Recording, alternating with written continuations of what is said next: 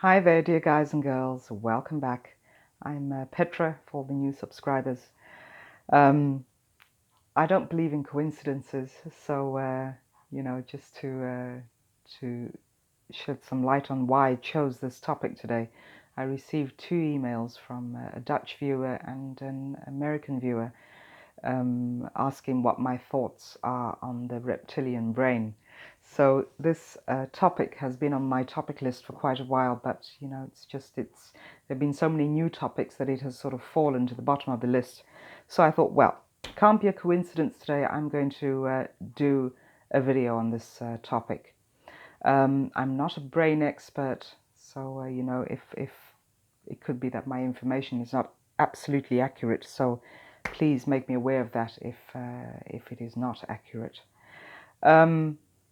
Yeah, it's I just want to speak a bit on the brain and emotional intelligence, which is what I'm an advocate for emotional intelligence, and I believe especially when we are recovering from the trauma of narcissistic abuse, that it is very important to understand what emotional intelligence is and how we can use this to our advantage when dealing with the trauma, or for those of you who are still involved in a relationship with a narcissist, how to deal with that, with the abuse, until, of course, you are able or willing to get out of the relationship.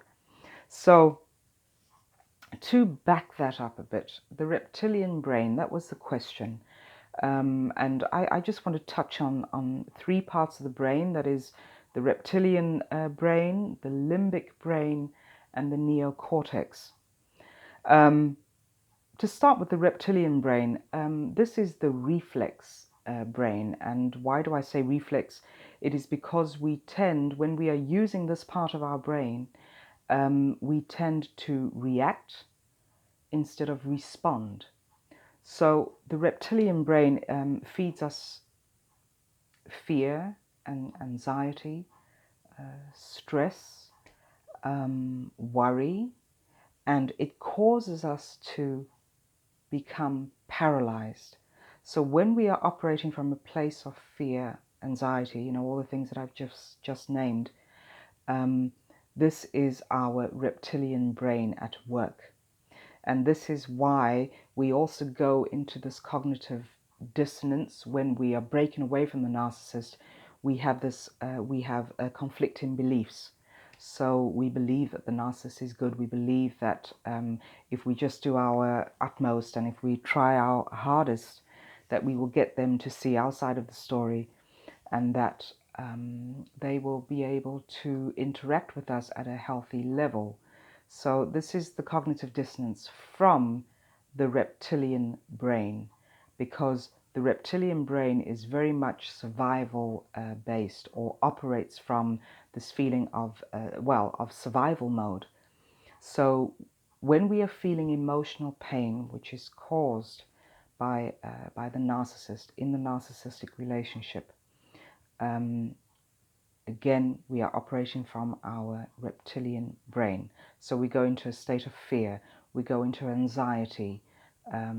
When we have broken away from the narcissist, we still tend to operate from this side of our brain, from the left side, because it keeps us safe.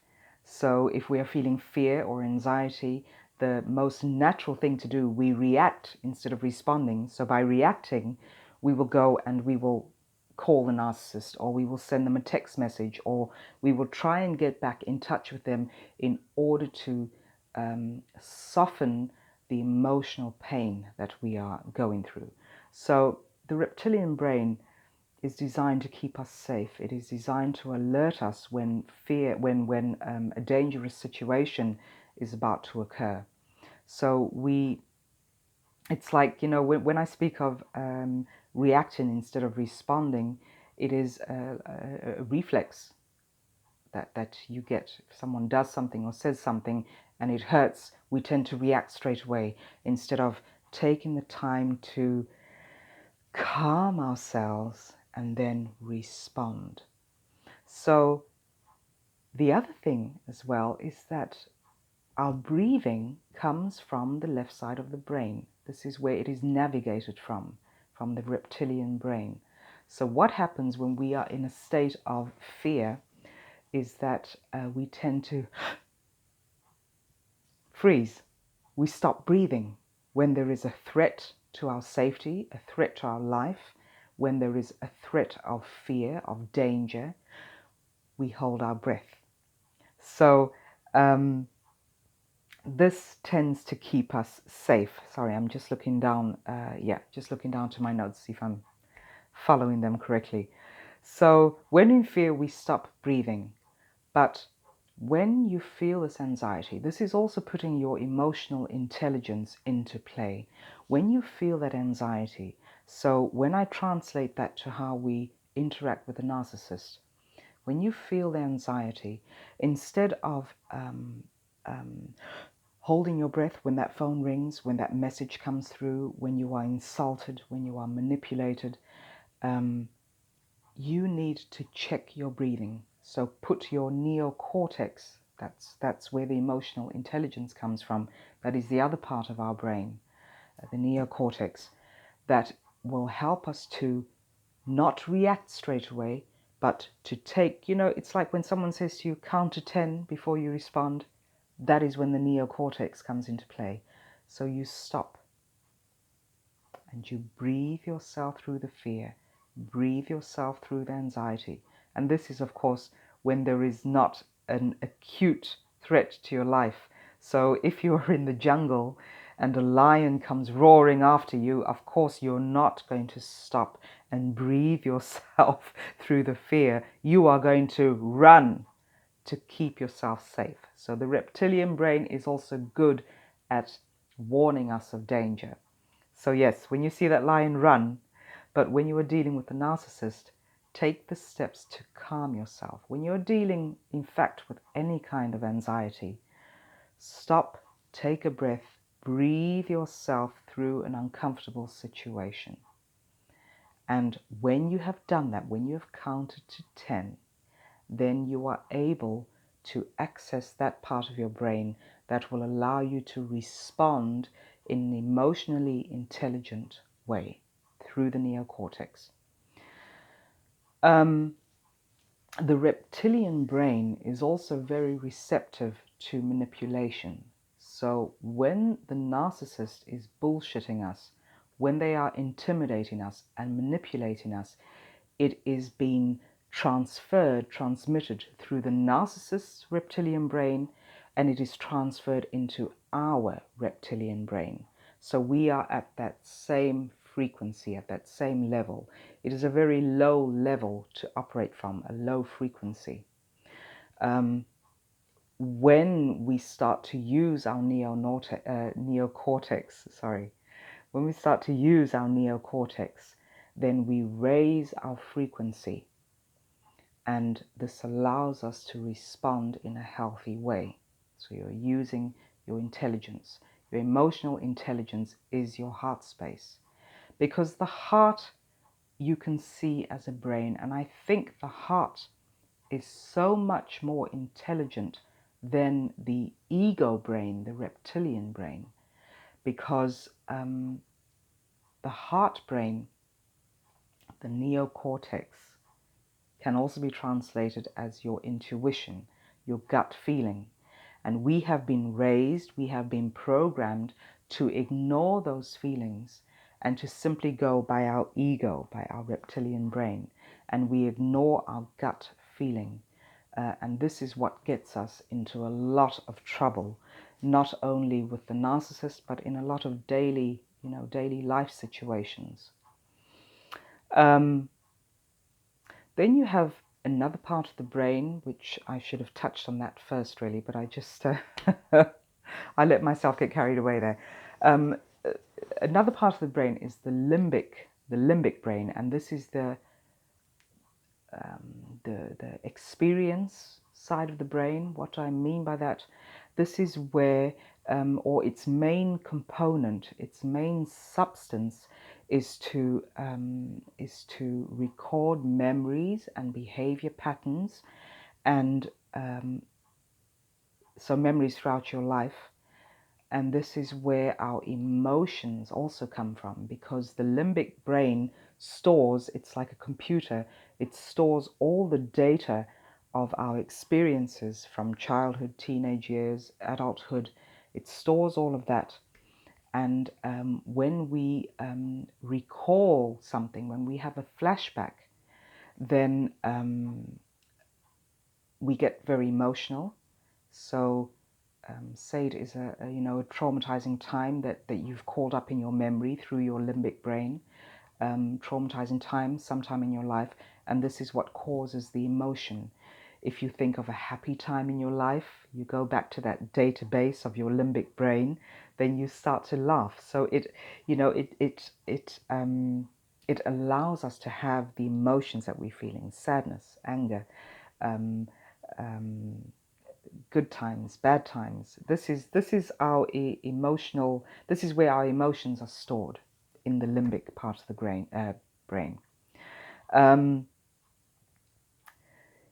so yes, when talking about narcissists and the reptilian brain, as I was just saying, they manipulate us through their reptilian brain, and we receive it through our reptilian brain. This is the bullshit that you are fed, because our reptilian brain is very receptive to being manipulated, not only through the narcissist, but if you look at it through just daily things in life, if you're watching television, or if you're listening to the radio, if you're on social media, you are subconsciously being programmed through all these images that you see, through all the sounds, through all the news that you are hearing on the daily news. So this is the stuff that is put into our reptilian brain. But if we allow our neocortex, our emotional brain, our rational brain, really, if we allow our irrational brain to also take over at some point, we will be able to think in a rational way and realize that all the stuff that is fed through us, through social media, through television, through radio, through advertisements as well, we will be able to rationalize that and make decisions on our own. Because what happens when, for example, you are watching an advertisement on television where they say, you've got to have, I'm just going to name the name of deodorant here, the Axe effect. You know that advertisement where there's this guy standing there, and he doesn't have the greatest body, he's not the greatest looking guy, but when he sprays his body with Axe deodorant, all these women come charging for him. And what do we go out and do? Because we have stored this memory in our limbic brain, we go out the next day and we go and buy the Axe effect. And it's not because we want all these hordes of women, for the gentlemen then, it's not because they want all these hordes of women coming towards them, or maybe you do, gentlemen, who knows. But it is more because of the memory that we have attached to that advertisement. It makes us feel good. So we will go out and we will buy the deodorant that we believe makes us feel good. So this is the way the media gets to us. This is the way they manipulate us through the reptilian brain. But if you let your neocortex, your emotional brain, or your rational brain, rationalize this, you will know that doesn't matter what kind of deodorant you buy, as long as you're feeling fresh and you can proceed through your day smelling as fresh as a daisy, But we tend to just go with what is being fed to us through the media. And this is the same thing that the narcissist does. They go through our reptilian brain, they feed us all this bullshit that we are very receptive to. All the abuse, the intimidation, the gaslighting, the projection is fed to us. But if we were to allow our rational brain to take over at some point, that is when the truth comes out, the truth of the situation. So it is all emotional intelligence is when you activate or allow your brain, your neocortex to be activated. And this is when you will realize when you are being manipulated, that there is something not right. Your neocortex is the emotional side of you, so that allows you to go in and listen to your intuition, to listen to your truth, because the truth is what will set you free, and it will allow you to view the whole relationship, view what you are going through, the mistreatment you are going through, and when you follow that truth through that rational brain, that is when you will be able to make the switch and leave the relationship. And of course, when you have left the relationship, you know, as all of us go through at some point, where we want to get back in touch, we want to reconnect with our abuser. This is us again reacting from the reptilian brain on the left-hand side. And the only way to let go of that, you know, people often ask me, how do I get in touch? How do I activate my neocortex, my rational brain? That is when you stop hunting the narcissist down, when you stop wanting closure from them, when you stop holding on to the hope that they will re-enter your life. That is when you activate your neocortex. That is when you are able to just place things out in front of you, all the situations you've been through, all the abuse that you have tolerated. And that is when, through your emotional intelligence, you will be able to also activate self-compassion, self-love, self-respect. And when you have those things in order, when you have dropped your old belief system, or maybe not dropped it, but when you have changed your old beliefs that the narcissist has implanted in your reptilian brain, and you are able to follow your heart intelligence, your intuition, that is when you will know, you will be knowing instead of being in a state of guessing, in a state of ego. When you stop believing in the stuff that was implanted in your brain, believing that belief system, when you follow your heart space, you will come into a state of just knowing who you are, knowing your worth, knowing when it is time to move on, knowing when to shut down all toxic communication, because toxicity in your life is also going to keep you paralyzed. So I hope, I hope this makes sense to you with the limbic brain, the reptilian brain, the neocortex part of the brain, the rational part. I'm not an expert on this, as I've just said, but, please feel free to offer your thoughts on this and how it has affected your life. When you have, for the larger part, being in living in that reptilian brain that causes the fear and anxiety, and also knowing that you are responsible for your own emotional intelligence. Once you become aware of your emotional state, what it does with you, when you start acknowledging those emotions, that is when you start to make progress. And another thing that I would just like to add to the rational brain, to the neocortex, is this is where you get to navigate your emotional intelligence. It brings about self-awareness. It brings about knowing and trusting your intuition. It also brings about empathy. This is when you can show self-empathy for what you have been through. Just have compassion for all that you have been through in the relationship with the narcissist. Very oftentimes, we take on the role of beating ourselves up about the abuse that we endured. We become very judgmental of ourselves, very criticizing of ourselves, because we think, how could I have done that? How could I have endured such abuse sometimes for decades? When you start implementing self-compassion, acknowledging your emotions, acknowledging and validating what you have been through, that is when you will find that your inner peace will become activated and you will be able to progress from there. And it is also the insight into your part in the relationship, because I definitely believe that even though you have been in relationship, as I was, with a narcissist, we also have our responsibility in that.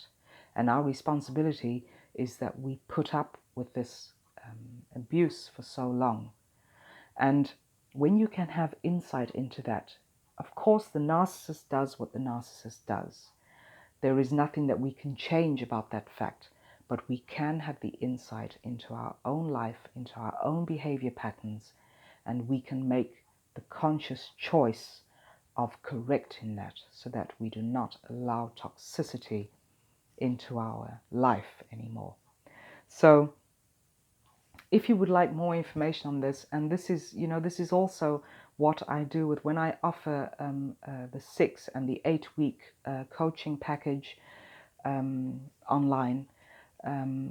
This is what I speak of a lot, is the emotional intelligence side of it. Your, activating your rational brain. This is all part of the coaching that I offer, because it is not so much that you can. It's very complex to just get over the trauma of abuse. You have to know what you can do and the responsibility that you can take. It is recognizing your own power through certain parts of your brain that you yourself can start to heal. You can be an active participant in your own healing with the help of a coach or counselor or therapist. So if you'd like to get more information on this, if you'd like to know how I can offer to help you, offering my services to help you with coaching and or to coach you through the trauma of abuse, then please feel free to get in touch. My email address is always under the video. So I hope that has shed some light on this topic. Thank you once again to the viewers who emailed me today to get me to do this video. As I say, I've been wanting to do it for a long time. So thank you for sending me those emails. For now, wishing you love and light, and just remember to always follow your heart space. Speak to you all soon. Bye bye.